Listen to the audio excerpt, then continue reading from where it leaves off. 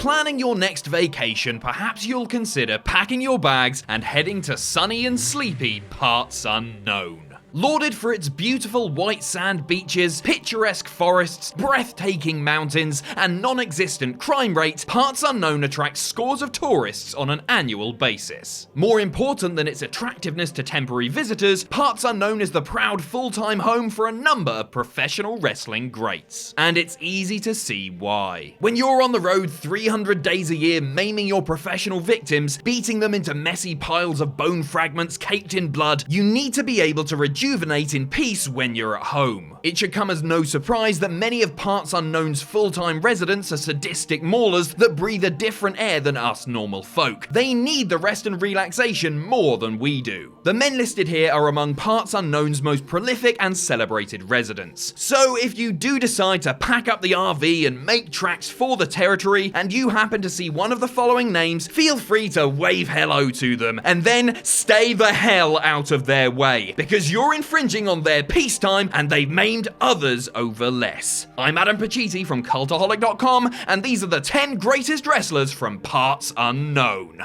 Join us! Number 10, the Berserker. What's not commonly known is that Parts Unknown was founded in the year 1095 by seafaring Scandinavians who were looking for a place to open a wrestling school. In fact, 2 years later saw the founding of Norwegian Wrestling Entertainment, whose early champions included Ragnar the Mighty, the Masked Mutineer, and Ric Flair. Due to the settlement of these grappling gods of yore, the heritage can still be seen in many of the area's regular residents, including the Berserker. Berserker may have donned the Viking garb when he got to WWE rings in the early 90s, but he wasn't a Viking in the academic sense. Sure, he still pillaged the occasional wishing well or vending machine coin return, but he did so without the need for bloodshed on most occasions. When he wasn't throwing opponents over the top rope or dodging fan-thrown trash with his novelty shield, Berserker is a regular at Parts Unknown's many coffee houses, where he's known to bare his soul through jarringly shouted slam poetry. Number 9, Papa Shango. The Berserker's next-door neighbor is genuinely seen as a kind and loving family man who only wants a better life for his son, Shango Takagi. But like many residents of Parts Unknown, Mr. Shango is not without his idiosyncrasies. Between the occasional unintended house fire and the reports of various door-to-door solicitors being incapacitated by projectile vomiting after leaving his residence, eyebrows have been raised at what Shango does in his free time. But few dare question his methods, or why the Ho train seems to stop at his place every hour on the hour. At times, Shango has listed different residences, including Las Vegas and $1 Million Corporation headquarters, but Parts Unknown is his true home. And when you spend your day shooting sparks out of a skull-shaped hucker at various victims, you just want to kick back in not just any town, USA, without the gaudiness and the ado when you manage to get some time away. Thankfully for Papa Shango, Parts Unknown suits him nicely, allowing him to be just another skull-painted face in the crowd. Number 8, the missing link. Every city seems to have an out-of-control madman as a resident, and Parts Unknown has the missing link. Seems like every other day his name would show up in the police blotter for some needless offense, be it headbutting, aggravated headbutting, headbutting without a license, headbutting in the third degree, or arson. For most folks, such frequent run-ins with the law would lead them to being ostracized, but not Link.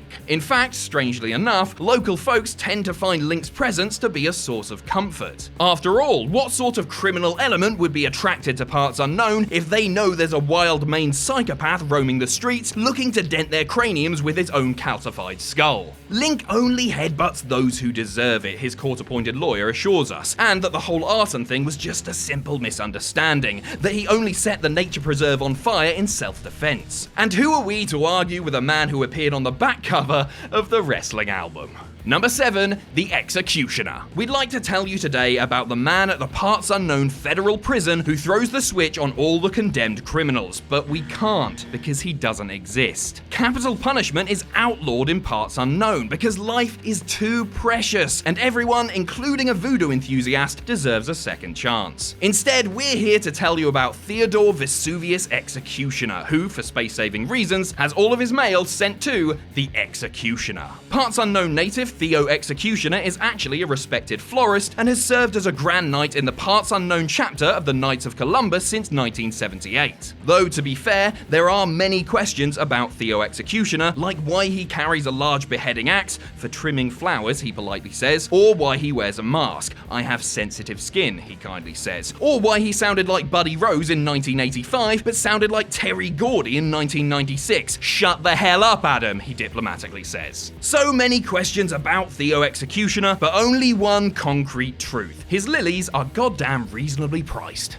Number 6, the Halloween Havoc Phantom. Music plays a big role in Parts Unknown's general culture, so the city is very lucky to have such a gifted organist in Mr. Phantom. The long-tenured music conductor of the Parts Unknown Philharmonic has presided over concerts that pay tribute to the timeless works of Beethoven, Wagner, Tchaikovsky, Pacitti, and Bach, and has penned his own orchestral pieces including the Heenan Family Overture, Ode to Cheryl Roberts, The Ballad of Gullible Sting, and Goddammit, I'm Rick Pissing Rude in a Mask, you dumb marks, in D minor. The Phantom, like most artists, is usually hard at work writing and rehearsing, though through the years he's taken notable jaunts out of town. For instance, in 1991, the Phantom flew to Chattanooga to beat former Glockenspiel player Tom Zenk senseless for making unauthorized copies of his sheet music. The Halloween Havoc Phantom, known to his friends simply as Hallow, takes his work very seriously and has no patience for the insolence of others. Number 5, Abyss. Though he means well and is an underrated genius in many respects, Abyss is sometimes the butt of jokes around Parts Unknown. For instance, he's the only resident who lives in a 6-sided house, which, as many have pointed out, doesn't seem practical at all. He'll argue that it makes his house stand out from the other houses, as if the shape of the house would ever be a domicile's main draw. I mean, who would be stupid enough to ever think that? But Abyss is a good egg, albeit a rather troubled one. He keeps a nail-laden hunk of lumber in the passenger seat of his car just so he can use the carpool lane. He says it's his mother, which was chucklesome for the first 3 times he said it, but now we worry about him. Sometimes his brother Joseph visits, which is good to see, but as an attorney, Joseph's usually busy trying to keep his primary client out of prison over a variety of bizarre charges, such as headbutting into an occupied vehicle. Number 4, Doink the Clown. Alright, let's just cut to the chase. Everyone in Parts Unknown has had it with this disingenuous prick. For starters, he's always introducing himself with different first names, like Matt or Steve or Ray or whatever, and it really messed up the 2010 census. Secondly, he used to be a really funny guy, pulling all sorts of clever pranks and displaying a lot of nuance, but then he cleaned up his act, and he's just lame now. What's even more irritating is that he seems like he's in all these different places at once. There'll be a fat, dumpy-looking Doink at a flea market in Frog Scrotum, Tennessee, at the same time a skinny-legged Doink lookalike is at a rec center in Boringsville, PA. He has no true identity, and it's hard to take him seriously as an individual. He hasn't done anything since winning that shark jumping contest in 1993, and most town elders believe that's when he took a turn for the worse. Plus, there's the little person, which is just depressing. Number 3, Demolition. When you see 2 brawny individuals walking around town in studded leather S&M outfits and colourful war paint, you can only draw one conclusion. Hey, I bet those 2 are science teachers. And you would be right. Professors Jeremiah Axe and Rufus Smash are among the cultural elite in Parts Unknown. 2 intellectuals that the city can be proud of. Professor Axe teaches nuclear physics at Parts Unknown State, while Professor Smash imparts medicinal chemistry at rival Parts Unknown A&M. It was upon their meeting at a teachers' convention in 1986 that the 2 madmen had the same collective thought. I've long dreamed of moonlighting as a Mad Max stock character and getting paid to beat up professional wrestlers while doing so, and this guy can help me realize that dream. So in between grading exams and doing lab demonstrations, Professors Axe and Smash lived out their shared desire together for several years before a handful of factors, falling out of love with senseless violence, a desire to see the world, some dude named Crush, ended their reign of terror. Then Professor Smash got into stealing cars for a while, but we all have a rebellious stage, I guess. Number 2,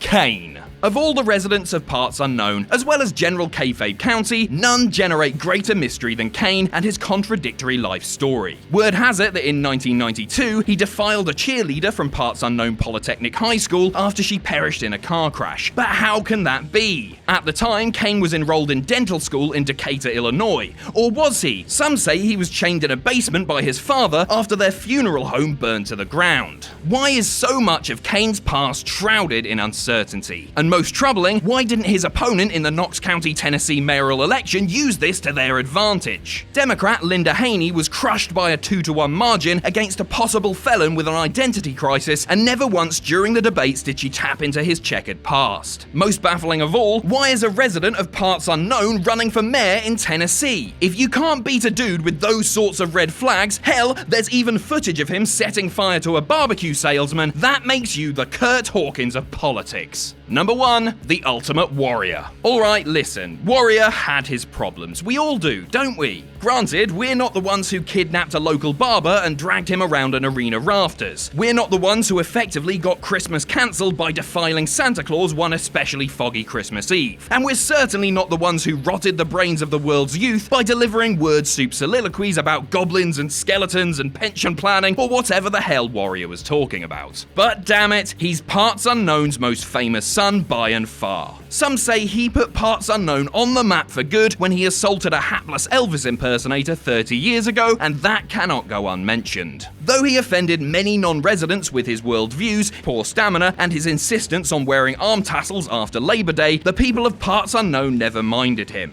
Warts and all, the Ultimate Warrior embodied Parts Unknown at its most undistilled. Crazy, over the top, and a cherished part of a bygone era in the childhoods of many. And it makes sense, just as this entire list to this point has made sense too. Thanks for watching. Let us know what you think in the comments down below. You can follow us on Twitter at Cultaholic. You can find us on Facebook at facebook.com/Cultaholic. If you enjoy what we do here at Cultaholic, you can pledge to us on Patreon. That's patreon.com/Cultaholic. And most importantly, don't forget to hit subscribe and join us.